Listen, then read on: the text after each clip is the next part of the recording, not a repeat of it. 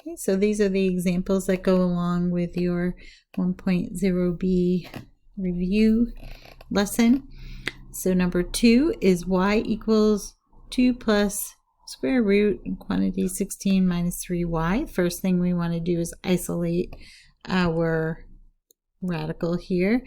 So we're going to go ahead and subtract 2 from both sides.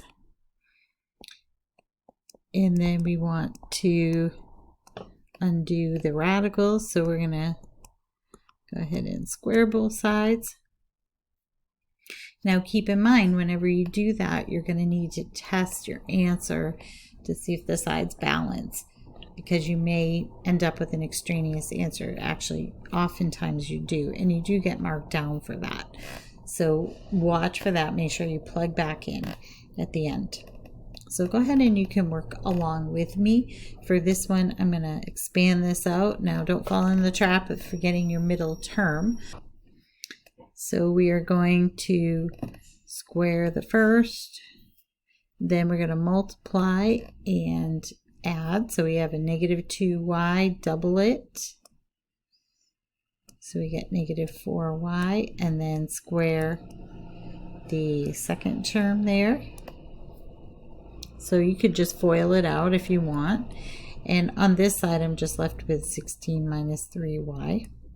Now I'm going to do similar to what I did for number 1. I'm just going to set it equal to 0 and kind of tidy it all up. So you go ahead and work on doing that and then see if you match up. I'm going to pause the video here and work that out. Okay, so I end up with y squared minus y minus 12 equals 0. And now I'm going to factor. And you can use other methods. You can complete the square, you can use quadratic formula, but factoring this is pretty straightforward. And that is a technique that you really want to embrace. So if you're not fluent in factoring, that's something you would want to definitely practice and work on more. There's some extra problems at the bottom of this assignment where you can, there's a worksheet where you can do a lot more so that you can get up to speed if you've been, you've kind of been out of math for a while and you're a little rusty. So now we are going to set each factor equal to 0. So I would have y equals 4 or y equals negative 3. But now we need to check them and see if that actually works out. Okay, so to do the check, all I do is plug the 4 back into my original up here. Okay, you want to make sure you use the original, not anything you manipulated. And then I just put a little question mark. Does that equal? And so if I work that out, I'm going to check if my sides balance. I would have 2 plus square root of 16 minus 12. That would be square root of 4, which is 2.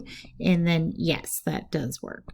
Now let's check the 3. So we know the 4 works. Let's check the 3. We're going to, or actually negative 3, I should say. Negative 3, does that equal 2 plus 16 minus 3 times negative 3? And so when we work through that, we get negative 3. Does that equal 2 plus, and then I would have the square root of 16 plus 9, so square root of 25. And then I end up getting negative 3 is actually not equal to 2 plus 5, which would be 7. So then this is considered extraneous. So we do not want to include that in our answer. So that's it for number 2. I'll make number 3 in a separate video. Thanks for watching.